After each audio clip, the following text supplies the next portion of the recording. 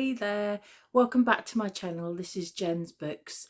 Before I started today, I wanted to give a bit of a shout out to some of the booktubers that I've really enjoyed and that inspired me to start this channel. I think you can't have too much lively and passionate discussion about books. So some of the YouTubers you might want to check out if you're new to booktube are Jack Edwards, a Jack in the Books, Jen Campbell, Drinking by My Shelf, and another one that I really enjoy is Lauren and the Books. So there are lots of really good booktubes out there to get stuck into. I stole my colour arrangement from Lauren and the Books. Her shelves look amazing, so that's why mine are all organised by colour as well. So in this video I wanted to introduce you to some more books that are on my TBR, and frankly I think I have a bit of a problem. I have too many books. I'm addicted to buying books and I have so many that I haven't read. And you know, I think sometimes the sales after Christmas are designed particularly with me in mind, which is a problem. I do try and get a lot of secondhand books. I do try to borrow books. I do try to use library books as well, but in conclusion, I have a lot of unread books. So I thought what I might do is introduce you to some more of those that I'm waiting to get stuck into.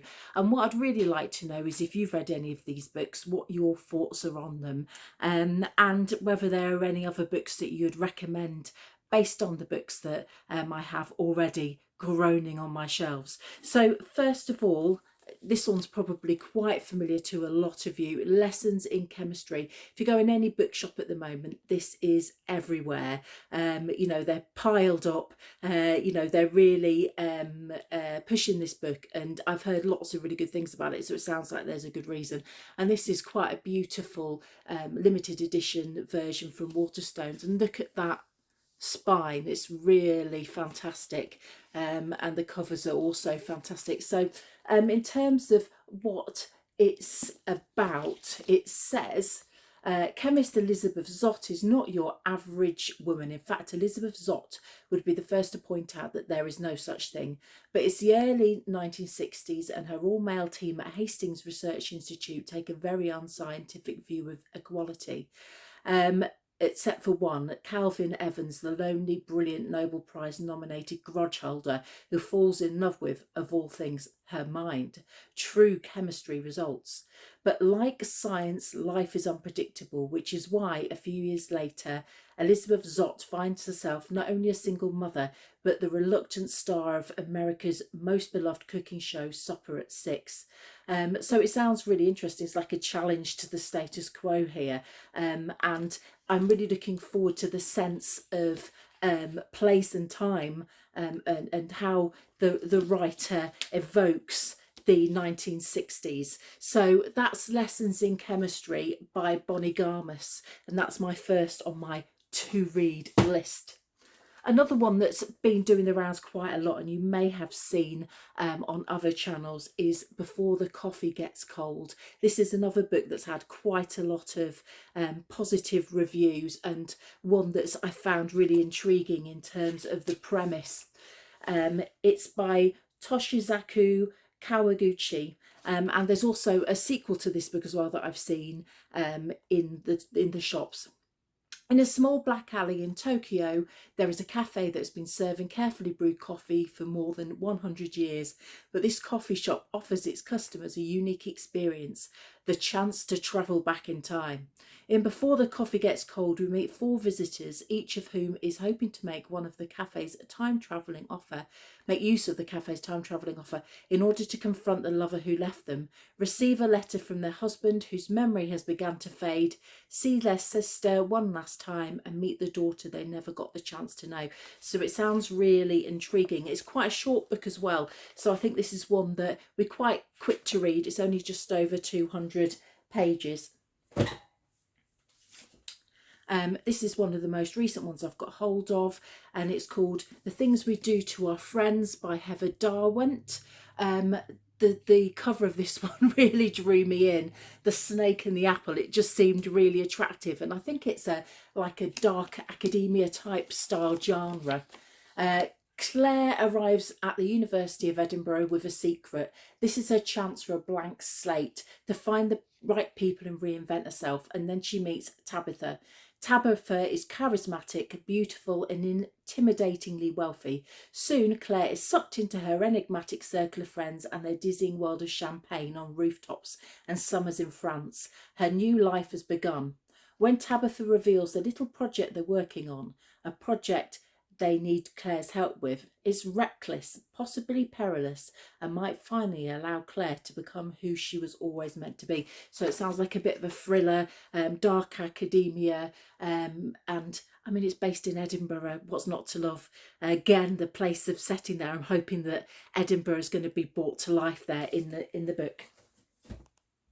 Next, a collection of short stories by George Saunders is called Liberation Day. And you may have heard of George Saunders before. He's most known for his short stories, which are worth a read. They're fantastic. But you may know Lincoln in the Bardo, which won the Booker Prize a few years ago, which I think is possibly one of my favourite books I've ever read. It's just so unusual. It takes a while to get into, but it's worth a payoff. It's definitely one that I'd recommend if you've not read it. But this is a collection of his short stories. It says at the start, from Time magazine, the best short story writer in English, so that sets it up quite nicely. My expectations are quite high. It says he's back with a masterful collection that explores power, ethics and justice and cuts to the very heart of what it means to live in community with our fellow humans. In a hell-themed section of an underground amusement park, a lonely man is confronted with everything he has taken for granted about his reality. Actually, that short story I've already heard. It was one that I think was on the Guardian short story podcast and is definitely worth listening to. It's fantastic. And funnily enough, it was the first one I was drawn to when I read this. I think it's called Ghoul. So there is one of these I've already read, but he's just incredibly original, inventive. There's nothing quite like some of the stories that I've heard of his or read of his already. So I'm really excited about getting stuck into that one. You'll likely be familiar with the next choice. It's The Seven Moons of Mali Al-Dida by Shehan Karen Atilka. Excuse my terrible pronunciation, but it's one that you probably will recognise the cover from. This was last year's Booker Prize winner, and it's based in Sri Lanka. I mentioned one of the books I read previously. I really enjoy finding about new places and new cultures through reading. So this is a searing satire set amidst the murderous mayhem of Sri Lanka beset by civil war. It sounds fascinating already. Colombo, 1990. A war photographer, gambler and closet gay has woken up dead in what seems like a celestial visa office. His dismembered body is sinking into the Bira Lake and he has no idea who killed him. At a time when scores are settled by death squads, suicide bombers and hired goons, the list of suspects is depressingly long, as the ghouls and ghosts who cluster around him can attest. But even in the afterlife, time is running out for Mali. He has 7 moons to try and contact the man and woman he loves most and lead them to the hidden cache of photos that will rock Sri Lanka. So I'm looking forward to reading this, and I will let you know what I think about it once it does get read. Another one that I've seen quite a lot on the internet, which is The Candy House by Jennifer Egan. And this is again quite an interesting looking cover here with this hole in the front, and this is signed by the author. I got it in the sale. I didn't realise it was signed by the author, but that is always a real little treat for me, a little thrill to have a book that's signed by the actual author who wrote it. So from one of the most sensational and iconic writers of our time comes an electrifying, deeply moving novel about the quest for authenticity, privacy and meaning in a world where our memories are no longer our own. And it also features visits from one of her earlier novels, A Visit from the Goon Squad. It's 2010, staggeringly successful and brilliant tech entrepreneur Bix Bouton is desperate for a new idea. He's 40 with 4 kids and restless when he stumbles into a conversation with mostly Columbia professors, one of whom is experimenting with downloading or externalizing memory. Within a decade, Bix's new technology, Own Your Own Unconscious, that allows you to access every memory you've ever had and to share every memory in exchange for access to the memories of others, has seduced multitudes, but not everyone. What a really interesting premise. It's sort of a bit of science fiction, a bit speculative, and I'm really looking forward to finding out more. I don't really know a lot about this particular book, but as I say, I've heard lots of really good reviews about it, and feedback about it, so I'll let you know what I think when I get there. We then have Maps of Our Spectacular Bodies by Maddie Mortimer, which is another book of quite an interesting and different tone from some of the others that I would normally pick up. So this says, something gleeful and malevolent is moving in Lia's body, shaping her life from the inside out. A shapeshifter, a disaster tourist, is travelling down the banks of her canals. It's spreading. When a sudden diagnosis upends Lia's world, the boundaries between her past and her present begin to collapse. Deeply buried secrets stir awake. As the voice prowling in Lia takes hold of her story and the landscape around becomes indistinguishable from the one within, Lia and her family are faced with some of the hardest questions of all. How can we move on from the events that have shaped us when our bodies harbour everything? And what does it mean to die with grace when you're simply not ready to go? So I think this is going to be a really moving story. It certainly sounds like it, and I'm really looking forward to getting stuck in and finding out more about what happens to Lia in the book. We then have The Exhibitionist by Charlotte Mendelsohn, which is another one that I've got signed by the author, which, as I say, is always a bit of a treat. Unintentional. It was just what came in the hardback sale at the beginning of the year. It says, the longer the marriage, the harder truth becomes. Meet the Hanrahan family gathering for a momentous weekend as famous artist and notorious egoist Ray Hanrahan prepares for a new exhibition of his art, the first in many decades and one he is sure will burnish his reputation for good. His 3 children will be there. Beautiful Lia, always her father's biggest champion, sensitive Patrick, who has finally decided to strike out on his own, and insecure Jess, the youngest, who has her own momentous decision to make. One of the reasons I picked it up is there's something about the front that looks a little bit gothic. I don't think it, well, I'm not entirely sure that it is, but I think also the premise reminded me a bit of The Skeleton Key by Erin Kelly, which I read before Christmas and really enjoyed. So it's probably completely different, but those were the reasons why I picked this particular one up. Oh, and also it's got this lovely spine again, which is just, I've seen this on quite a few books recently. Is what a fantastic touch. It just makes the book so much more beautiful. Then I have The Nightingale by Kristen Hanna, which is this one here. And this is one that they're turning into a film, so it'd be interesting to read it and then see how it's adapted for the cinema. It says, this story is about what it is like to be a woman during World War II, when women's stories were all too forgotten or overlooked. Vianne and Isabel Marek are 2 sisters separated by years and experience, by ideals and passion and circumstance, each embarking on their own dangerous path towards survival, love and freedom in war-torn France. It is a heartbreakingly beautiful novel that celebrates the resilience of the human spirit and the endurance of women. It is a novel for everyone, a novel for a lifetime. Well, I'll be the judge of that. But again, it sounds like a really interesting concept. I like the historical slant.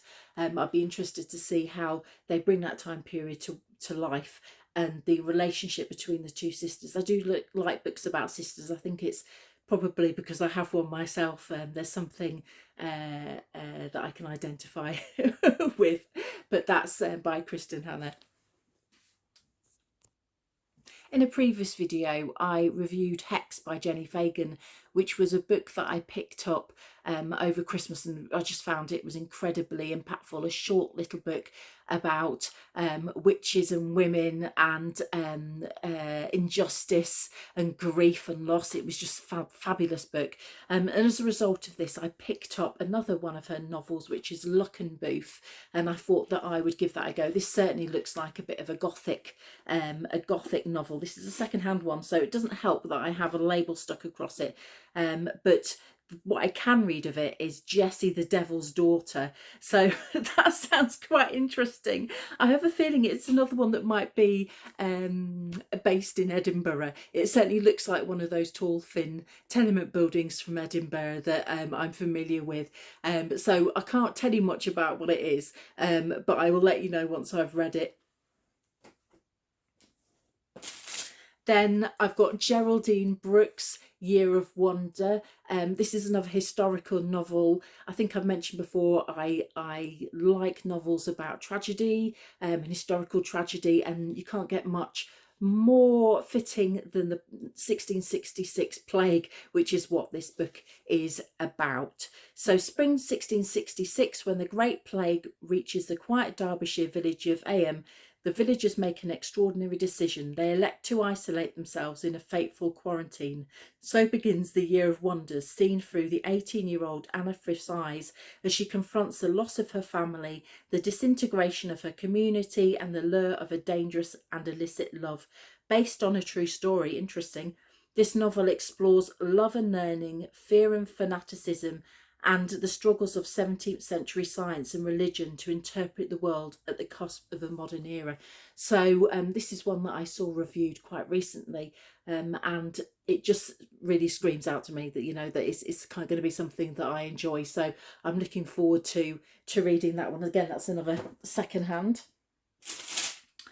And last of all, in terms of fiction, I have Creatures of Passage. And this is a book that I couldn't resist ordering when I heard what it was about. It was just so unusual, such an interesting premise, and again quite dark and gothic and spooky, and it sounded exactly like the kind of book that I would enjoy. It says Nephis Kinwell is a taxi driver of sorts in Washington, D.C., ferrying ill-fated passengers in a haunted 1967 Plymouth Belvedere with a ghost in the trunk.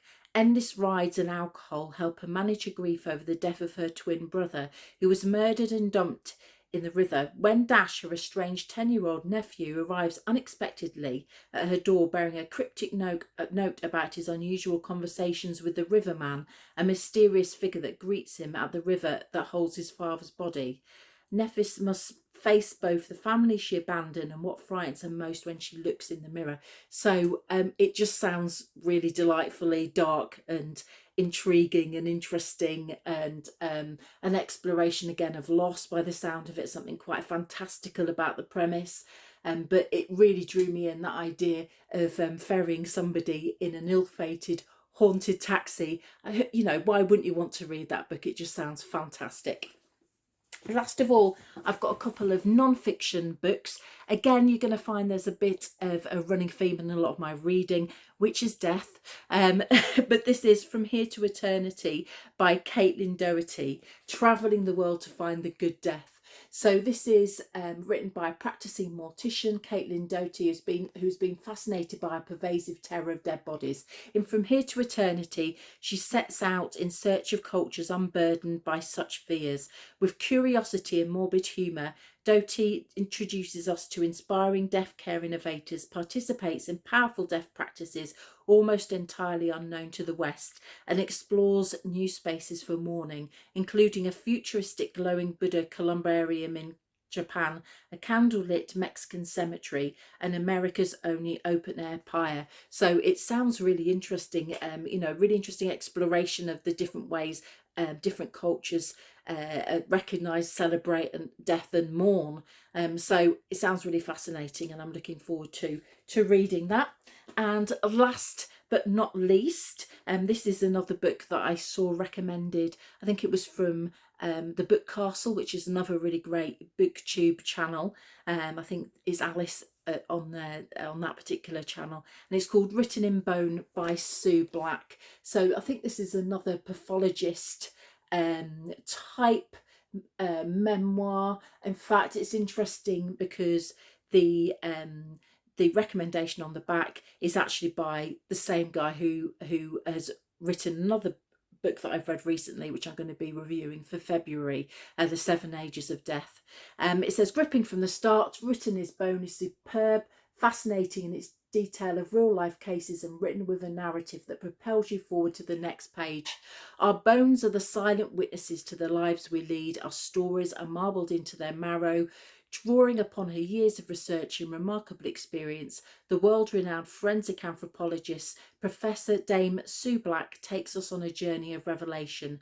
From skull to toe via the teeth, spine, chest, arms, hand, pelvis and legs, she knows that each part of us has a tale to tell. What we eat, where we go, the things we do, all these things leave a trace, a message waiting for a forensic anthropologist to decipher it. So, as I say, this reminds me very much of a book that I've just read that I'm going to be reviewing soon. And I think it's really fascinating, this exploration of the human body and its secrets. Our bodies can't tell lies. You know, everything's there for the pathologist to discover. So I'm looking forward to that one as well. So, as I say, I think I have a bit of a problem. I have way too many books on my TBR. I've made a bit of a agreement with myself and my husband that I won't order books online this year, which I'm not sure how long I'll be able to stick to that promise.